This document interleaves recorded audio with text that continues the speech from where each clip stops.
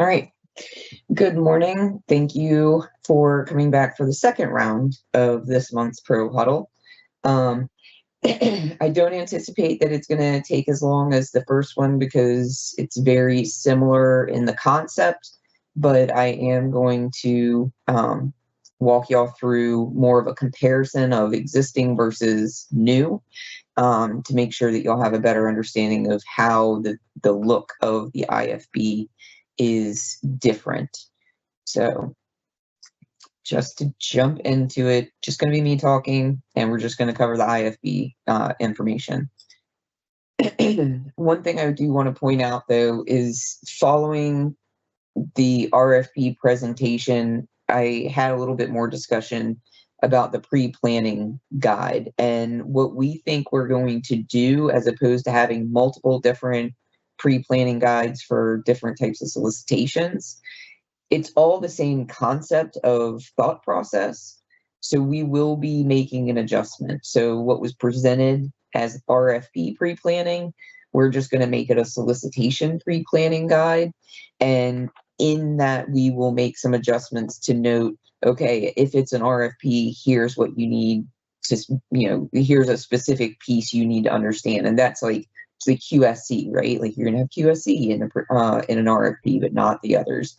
So we'll make sure to, point out the specific nuances for different types, but ultimately we can just utilize that as one solicitation pre-planning guide, because again, those are steps you kind of have to take for any type of procurement you're doing, making sure that you've thought through what needs to happen, who needs to be involved, what the budget is, all of that.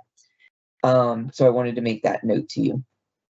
Then the new IFB boilerplate, same concept. This is your solicitation. It's the structure of your solicitation and where you'll end up dropping your specifics. And then the template guide, again, walks you through step-by-step, mirroring the new boilerplate template with the explanation, description, thought process, etc., of things to consider for each step of it.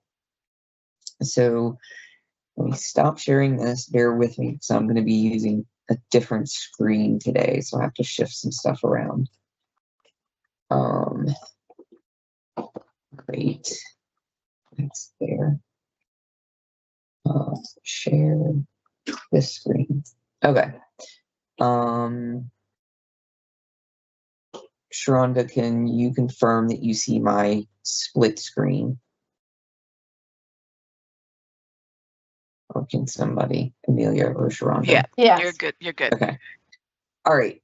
So, like I mentioned, I'm going to show you what it is now versus what it's going to be to give y'all a little bit of a better understanding of it's the same information, just reorganized and presented in a different way.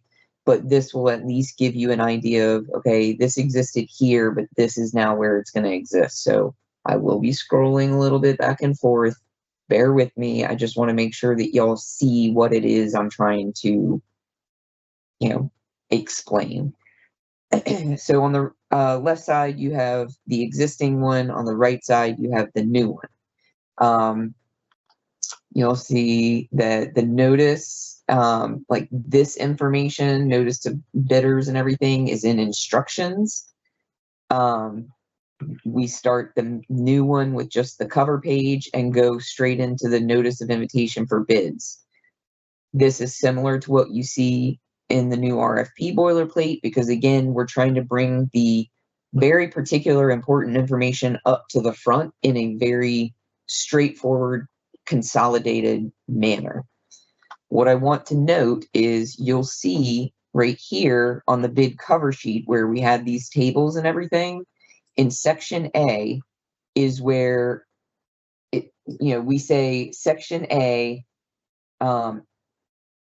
everything 8 through 26 and 30 are applicable to anything.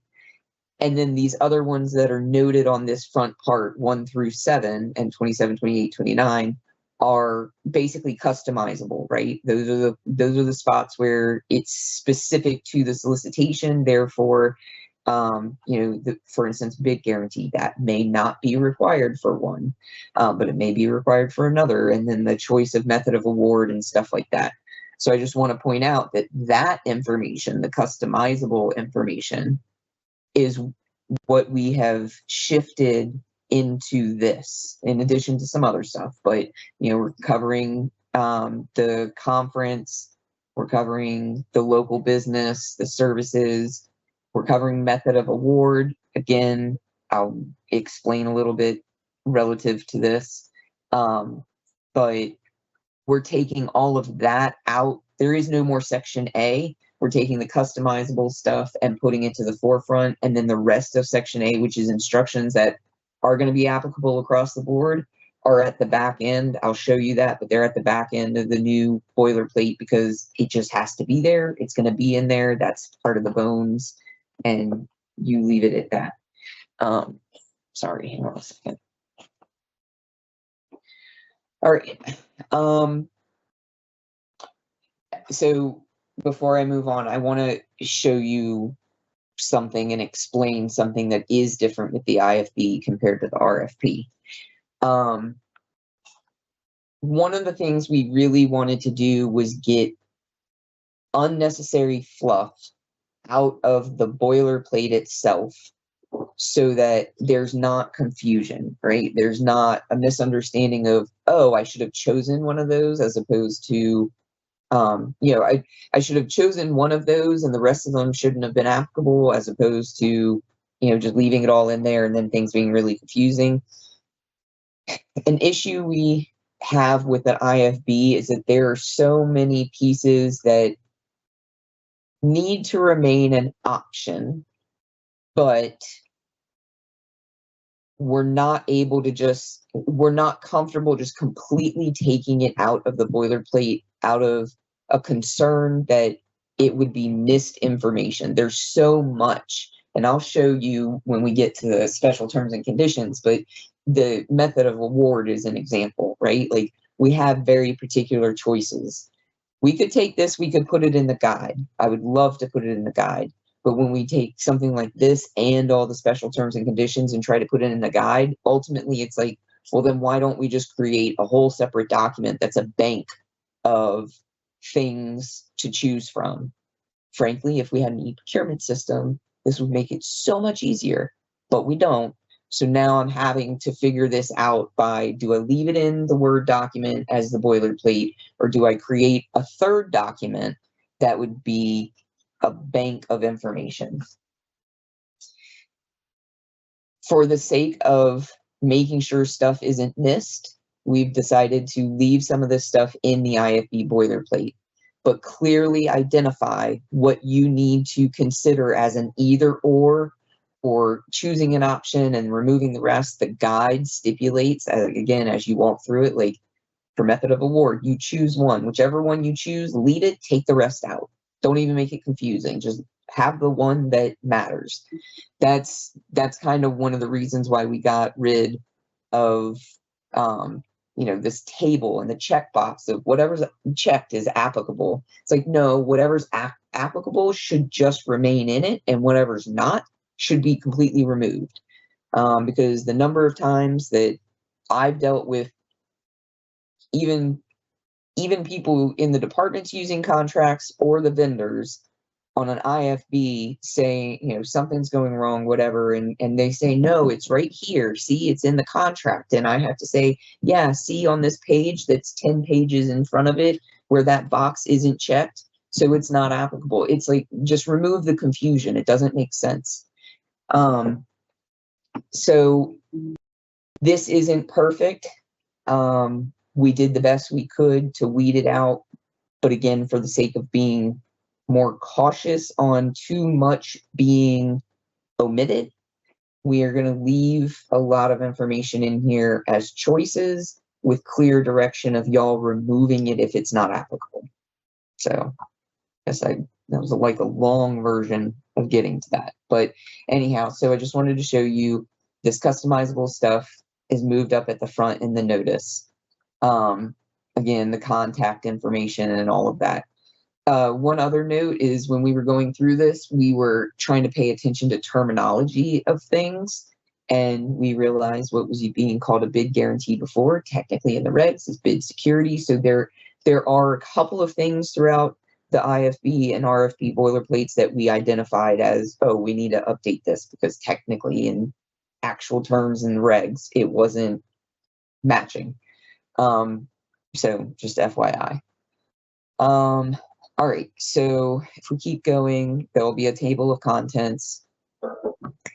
Bid and contract award page. So this looks more similar to the RFP, like not acknowledgement page, basically. And what this is coming from is this solicitation bid and award sheet.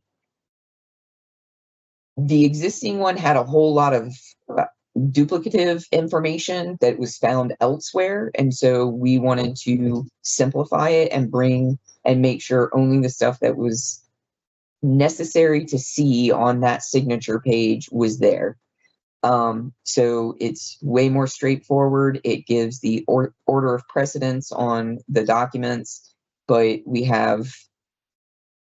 still have the signature for the vendor and all their information. I will say there's the address needs to be added on here. We know that we're making that update, but then you have what was down here as our signature. That would be for procurement. It's the acknowledgements of solicitations, solicitation amendments. That's down here. So we're capturing the key pieces that are necessary for a signature page, while all the rest of the stuff that is just duplicative information will remain elsewhere in the boilerplate. Okay, so then we get to scope of work. This is where, again, our process is to reorganize things to put the meat of the information up at the front and all the other fluff kind of pushed to the back so that we can just get to the point of what it is we're looking for. So it goes straight into scope of work, and again, all of the details on what to consider for each of these will be found in the IFB template guide, and it'll tell you what you need to consider. It's essentially going to be close to the same thing as on an RFP, but IFBs do have a couple of nuances to it, so it's addressed in the guide. All right. So the other thing we did was, after we had the scope of work, we added the special terms and conditions. So what you are familiar with as Section C, where all of these different options are there, and it was a choose it if it's applicable, get rid of, or leave it blank if it's not, but yet it stays in there. What we did was we put it all in here. There were some clauses that we have made adjustments to. There's nothing that is significantly different that would totally throw everybody off. It was just a few tweaks for clarification, or we may have taken two clauses and combined them because there was confusion between two things that were basically relative to the same thing, but just because of the way it was being explained made it really confusing. So we made a couple of adjustments, but ultimately the special terms and conditions, those clauses were dropped in here.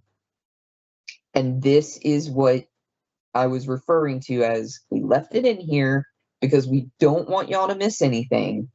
But whenever you go and you actually do your boilerplate, whatever isn't applicable should be removed. Again, we explain that in the guide. But here's one specifically that's an example for the price adjustment. We leave in there your option for a CPI, or you choose a PPI. Left that in there, you're going to remove which one doesn't matter. And then the clauses that don't matter, remove it. So we brought the special terms and conditions up closer with the actual scope of work and background and everything. Okay, get through all of that. All right, so then after that, we get to the pricing and delivery schedule. So you're familiar seeing the cover sheet, and then it would be the quotation sheet, which then at the end of that would have the delivery schedule, and you would choose one of the options, whichever works, whatever. What we did is created a separate attachment. So a lot of people have already started using an Excel spreadsheet for their quotation sheets, and that's been great because you can set up the formulas, do the math for you, and it makes things way smoother. So what we're doing is making it a consistent process where for all IFBs, there will be an Excel spreadsheet.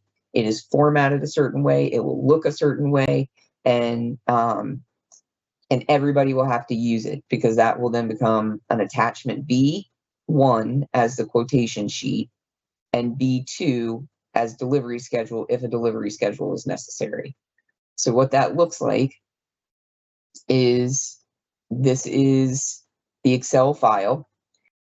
It gives you instructions. So it walks through what it is you need to do and pay attention to for both sets, the quotation sheet, the delivery schedule. Then we have a quotation sheet that is formatted a certain way. Everything will already be squared away with that. And then your delivery schedule. Very straightforward. Again, consistency across the board. If everybody's going to be using this, everybody's going to be able to see it the same way. All right, so now we get to the mandatory submission instructions. It is now down to 2 sets: mandatory bid submissions, mandatory award submissions. You'll see on the existing one,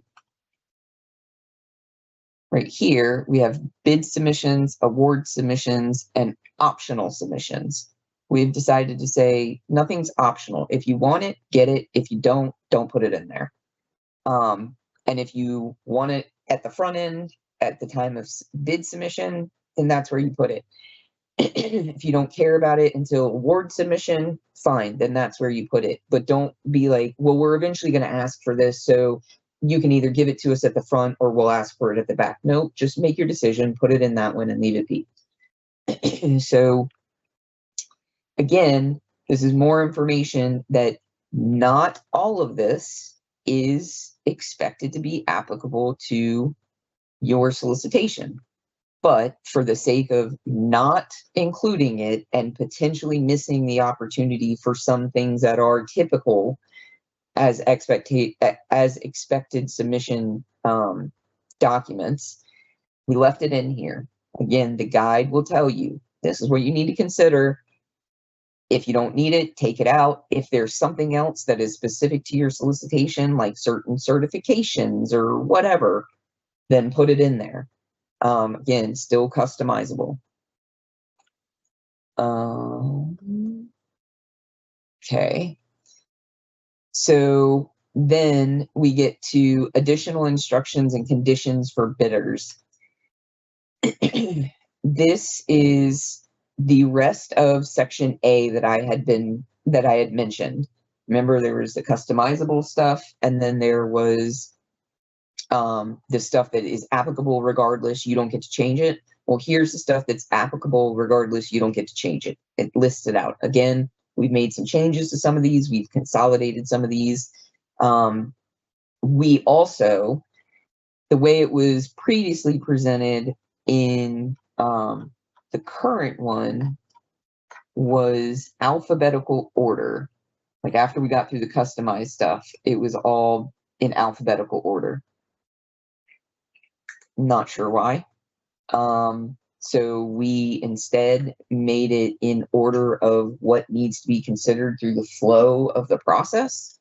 So again, same information, just put with some logic on if you're reading through it, it makes sense the order in which you're going. All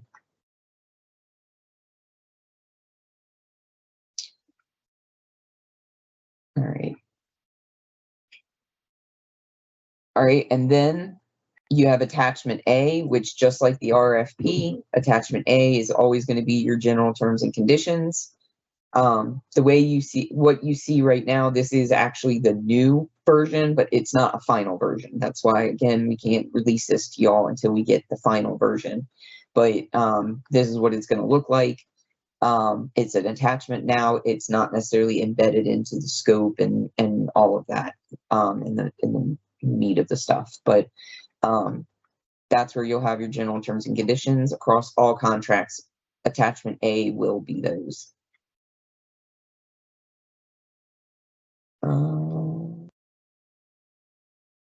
Okay, so then your attachment B, I covered that, B1, B2, whatever is necessary for those. Attachment C, your insurance requirements. And then attachment D for references, where we have on the submission, where we have the mandatory submissions and the references are at the back end of that.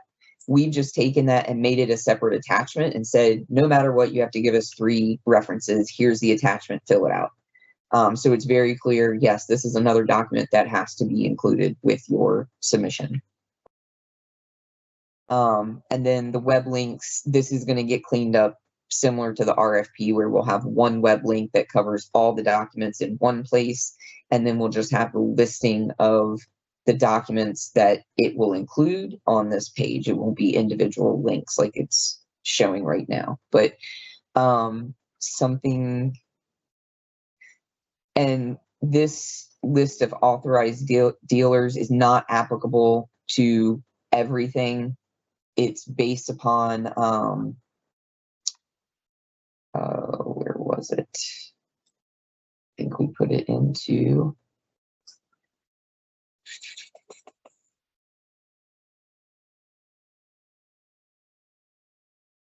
right here. So on mandatory bid submissions, if it is something that is necessary for your solicitation, it's in that list, and we just created the template for you to get the information that's necessary. So that's not necessarily going to be in everybody's solicitation. So that's the template. One thing I'll point out is you'll see that this Mid-Atlantic purchasing clause is gone. Ultimately, we don't own that. That's not our document. Don't know why it ever got a PMMD number. It doesn't have one. It's not going to have one anymore. We're not going to own that as our document. There is information about the Mid-Atlantic rider clause in there, but it is not going to be presented in the sense of, here, you have to fill this out, because the way COG has it now is a whole different process. It's not even just filling out this form and saying, yep, I'm good doing work with them. It's a whole other process of a bunch of questions everybody has to answer and stuff like that. And we don't get involved in it.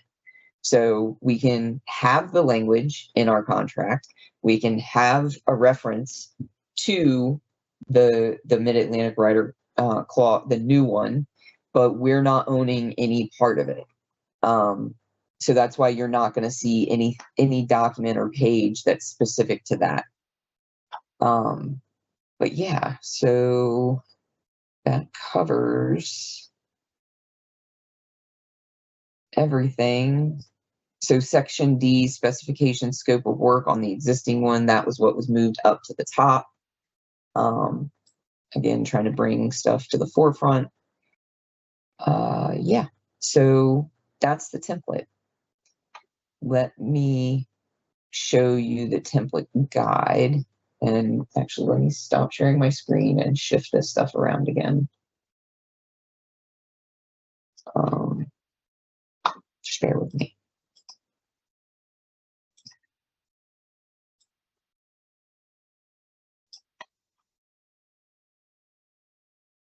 Share.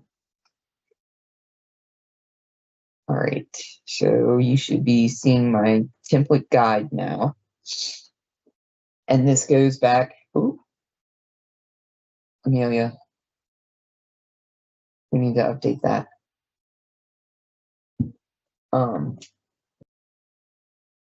Noted. Okay, so this goes back to saying it's very similar to the RFP, as you can tell. And we used to copy and paste because it's all the same talk through points. Just there are certain things with the IFB that we did have to make a couple of adjustments to because of the nuances associated to it. Of, obviously the differences that do exist between the IFB and RFP, but it's structured the same way. Who's this for? How do you use it? Things to take into consideration that we see as common concerns, issues that come up, things that cause potential delays, etc. And then we start walking you through everything, again, mirroring the boilerplate. Notice of invitation for bids, what each of these is supposed to be for, if it's supposed to be filled out by procurement or you.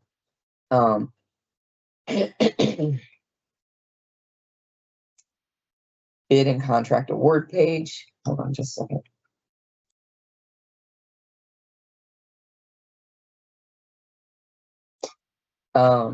Again, walks you through what each piece of it is, what the expectations are. And the reason why I said that this today is probably going to be faster is because at this point, like, we're doing exactly the same thing as what I explained the other day. It mirrors it. You take a look at it. I'm at this section. What does the guide tell me I need to consider and do? What do I have to have? What should I consider otherwise? All of that.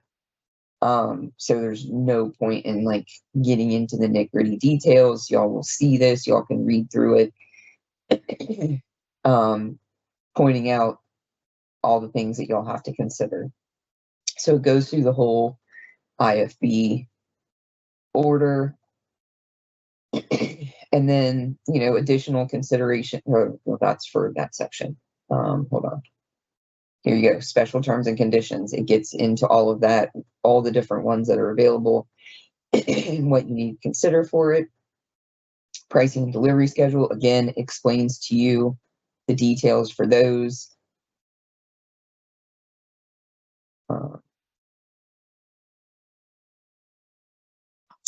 You'll see here that it says do not modify any of these. So we're trying to point out like what stays, and then we note elsewhere what you can consider to remove or add to.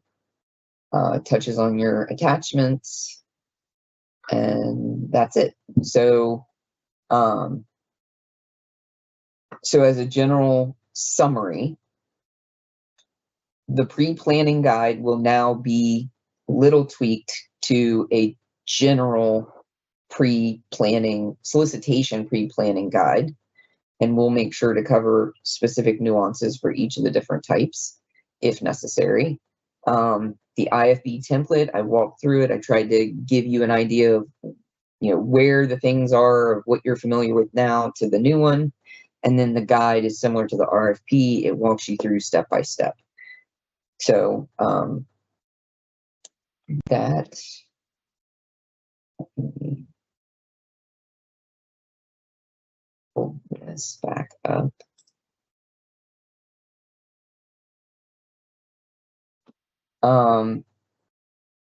I don't have a different knowledge nugget or anything. These are just the same from the other day. So one thing I will say, though, is I added a new pro Huddle topic. We're going to go over the contract review committee and what y'all need, like, what is it? What do y'all need to do? How you need to prepare? Who needs to be there? What information needs to be stated by whom, etc. Because I'm realizing that there's not a clear understanding of the preparation and expectations for that. So I'm putting that on there now. That's going to be another one we have. So Q&A. Let me see here. Okay. Can you go back to the quote sheet? How does it accommodate equal substitutions? Give me a second.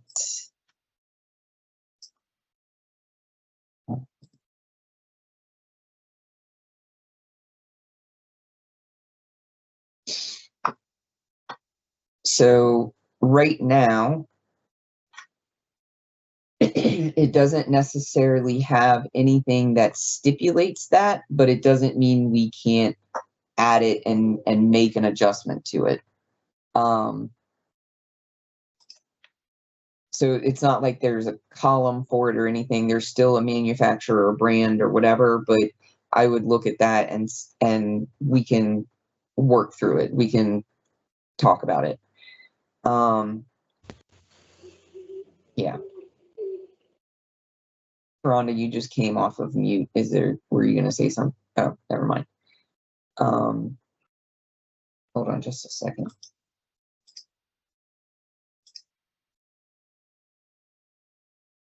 Okay.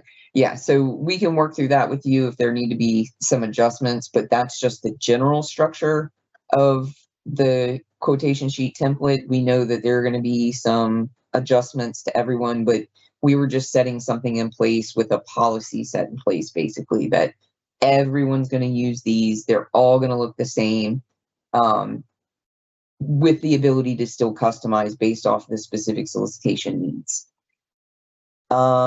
Next question. So when a vendor wants to condition our T's and C's, they would have to download attachment A from the link, redline the save file, and then submit with their bid or proposal as like an alternatively named file, since it isn't a required bid proposal submission.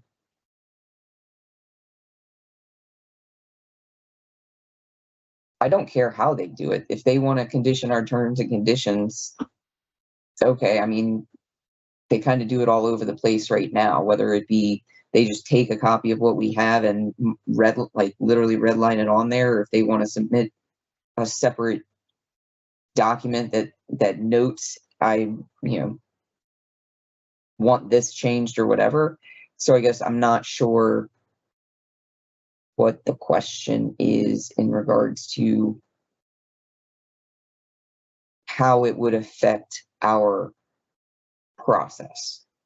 If they want to condition it, they can make their requirements, requests, whatever you want to call it, known in whatever the way they want.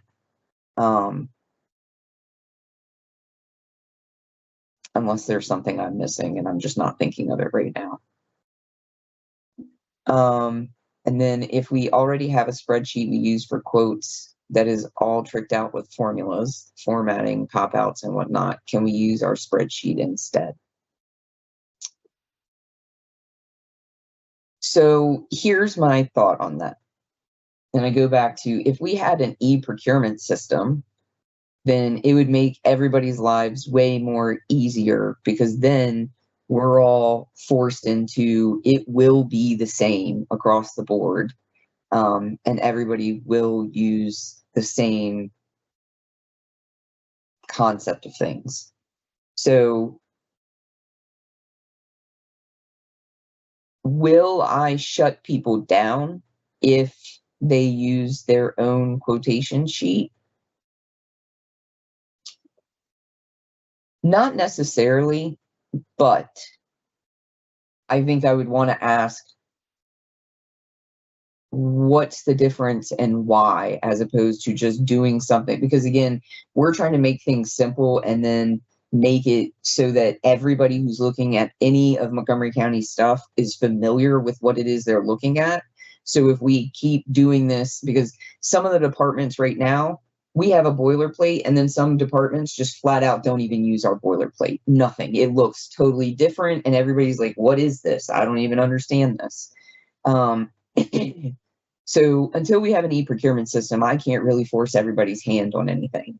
Not that I care to, not that that's what I want to do, but for the sake of consistency and trying to have some uniformity with Montgomery County procurement and the way it's presented, I feel like it makes sense that we try to remain as consistent as possible. If we had an e-procurement system, it would be forced upon us, basically. And as y'all all know, we have been trying to get an e-procurement system, so I'm crossing my fingers that that will happen sooner than later. But what I'm getting at is, I know right now there's still flexibility, so I'm not necessarily going to completely shut people down, but I'm going to question it really hard why we can't just do something as a consistent, uniform process.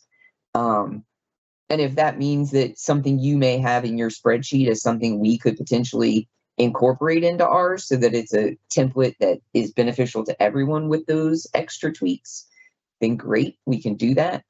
Open to a conversation. I hope y'all hear me saying I'm not going to shut it down, but I'm also not in favor of just everybody continuing to do whatever it is they want, because it takes away from the consistency of what we're trying to establish, the uniformity of what we're trying to establish. So if there's a hard argument, otherwise, y'all know I'm always willing to have a discussion about it and figure it out, because I also know that I don't know everything and understand all the different aspects of things until somebody actually explains it to me. So open for discussion.